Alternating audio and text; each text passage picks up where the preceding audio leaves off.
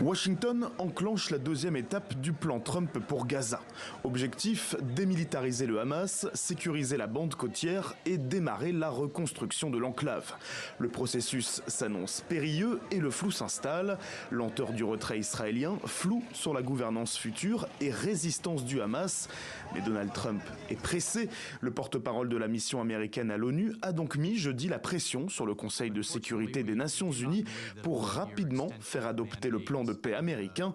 En déplacement au Canada cette semaine, le chef de la diplomatie américaine, Marco Rubio, s'est montré confiant quant à l'adoption du plan.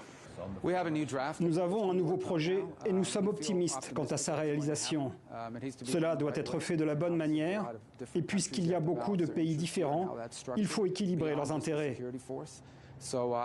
C'est essentiel car nous ne voulons pas perdre la dynamique sur cette question.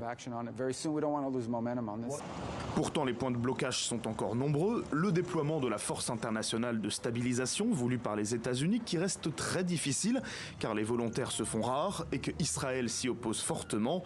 La crainte des pays arabes d'une potentielle partition de Gaza entre zone israélienne et enclave contrôlée par le Hamas. Et l'UNRWA, l'agence de l'ONU pour les réfugiés palestiniens dont la mission est jugée essentielle en cette période de cessez-le-feu, est en danger à cause de la suspension des financements américains. Son patron Philippe Lazzarini a alerté jeudi les membres de l'ONU. Notre déficit entre aujourd'hui et la fin du premier trimestre s'élève à 200 millions de dollars. L'année dernière, lorsque nous sommes arrivés au mois de décembre, nous nous sommes dit « cela ira mieux grâce à la contribution américaine ». Mais cette année, nous n'aurons plus de contribution des États-Unis et donc nous n'aurons pas d'afflux important d'argent pour janvier 2026.